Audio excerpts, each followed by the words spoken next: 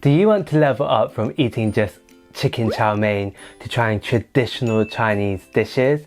If so, stay tuned to learn how to pronounce these top 10 most symbolic Chinese dishes in Chinese properly.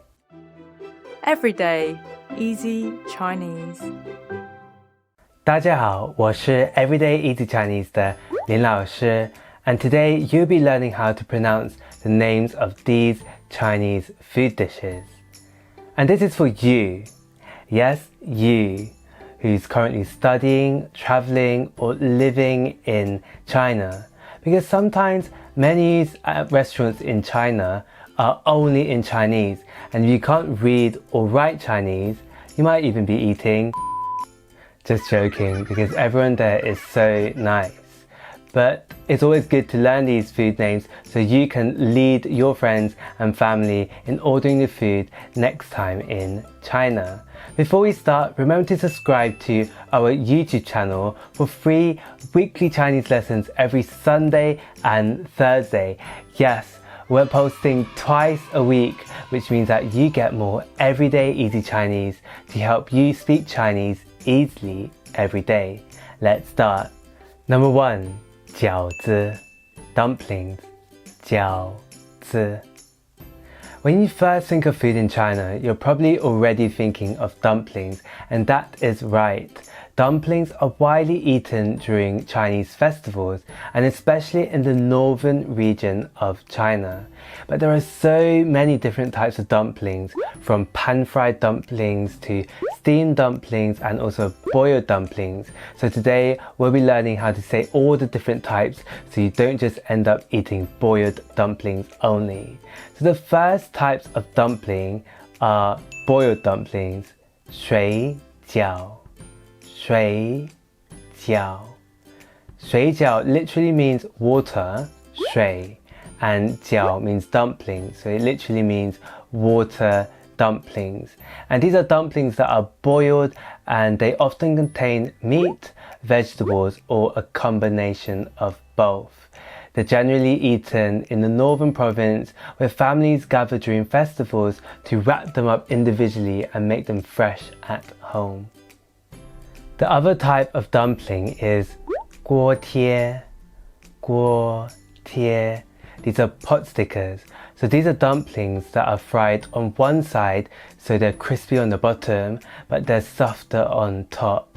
You may also heard of 生煎包 生煎包, which is a dumpling of the same cooking technique, but they're in a round shape, and they're a Shanghainese specialty. 小笼包小笼包 These are also Shanghainese specialty dumplings, and they are steamed dumplings filled with hot soup or broth inside. So be careful when you're eating it because you might burn your tongue. I like to poke a hole in it and let the soup leak out onto my spoon and then let it to cool down first before I eat it. They are often filled with pork.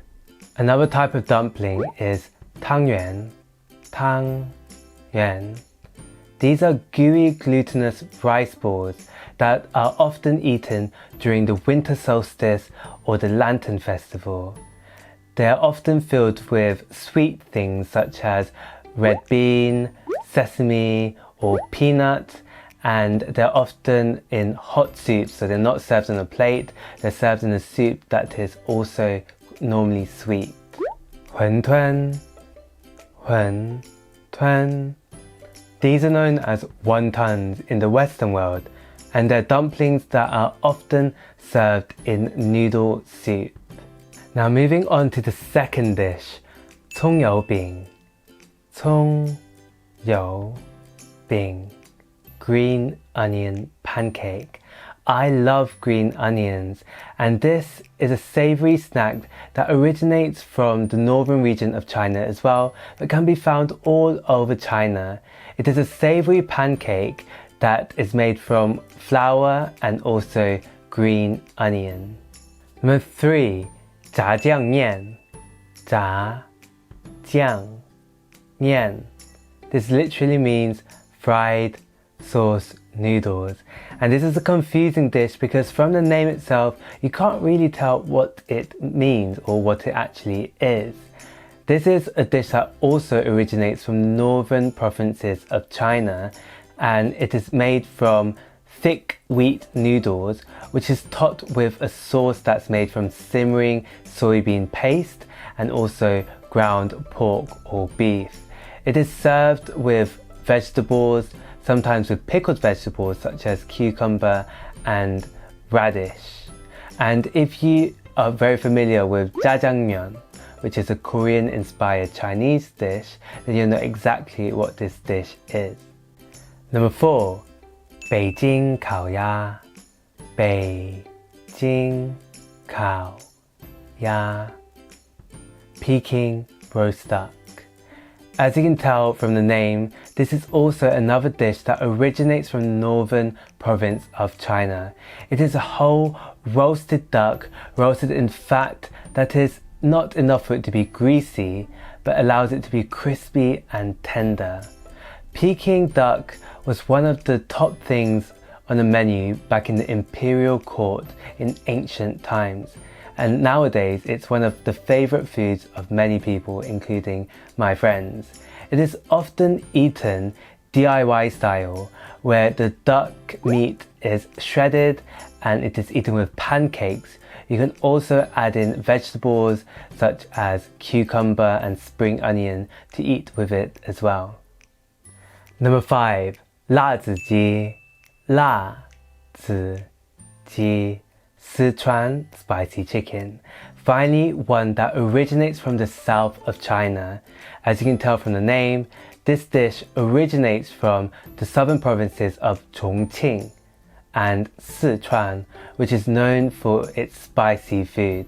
It is basically pieces of deep fried chicken that's mixed with dried Sichuan chili peppers and also spicy paste. It is often garnished with sesame seeds and also spring onion, so it's definitely a food that you would go for if you love spicy food, because it's really spicy. Number 6. 担担面 担担面 Dandan noodles, or literally noodles on a pole. This is another dish that originates from Sichuan, and I bet you can't tell from the name what this dish exactly is. But basically, dandan noodles is hand-pulled noodles that is mixed with minced pork that's seasoned. And this is also mixed in with chili oil, sesame paste and also mustard green. It's a very affordable dish that can be found all over China, and this is actually where the name originates from, because dandan is the pole that walking street vendors use to carry the noodles and sell to people on the streets, and that's why it's called dandan noodles. Number 7. MAPOTOFU 麻婆豆腐 MAPO tofu. This literally means pockmarked grandmother's tofu, because apparently it was first sold by a granny who had pockmarks in her face. Now this is another dish that originates from Sichuan and is a very spicy one.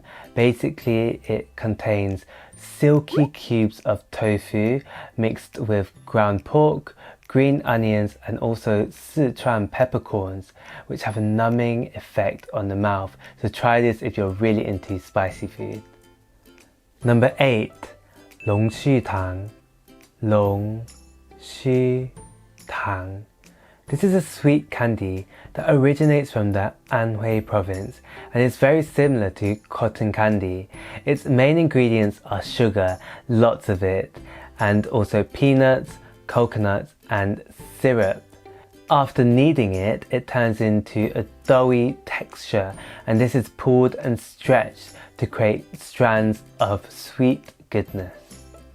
Number 9. 皮蛋瘦肉粥皮蛋瘦肉粥 Preserved egg and pork rice porridge. This is one of my favorite dishes to eat when I'm feeling ill, because it's a dish that goes down very easily. Contrary to what my foreign friends think, it is not like oat porridge, because firstly it's not sweet, and secondly it's made from rice, so normally it's savoury. And then in this one you add in preserved egg and also pork, which adds flavour to the mildly flavoured rice porridge, and it's a delicacy from the Guangzhou province, which is in the south. Number 10. 火锅, 火锅, hot pot. Many countries have hot pots, and this is something similar to a fondue. In China, hot pot is a social activity where groups of friends and families gather together, and they basically eat from a metal pot that's a really large metal pot, simmering with broth, which can either be mild or spicy. You can even have your own compartments as well, so you can have different types of broth in each one, or you can even have your own individual hot pot as well. I've seen so many different types of restaurants with different types of hot pot. The main ingredients of hot pot is thinly sliced pieces of beef, lamb, chicken or pork. You can even have seafood. And if you're looking for vegetables, there's an array of vegetables, and you can even add tofu in it as well. My favorite thing about hot pot is that you can really design it to your own liking.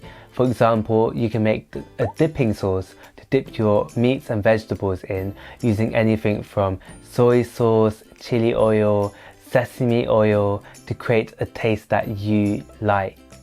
So these are the top 10 Chinese dishes and how to pronounce the names in Chinese. Have you tried any of these dishes before? Did you like them? Did you not like them? Let us know in the comments below of why. And see you next time for more Chinese practice. 再见.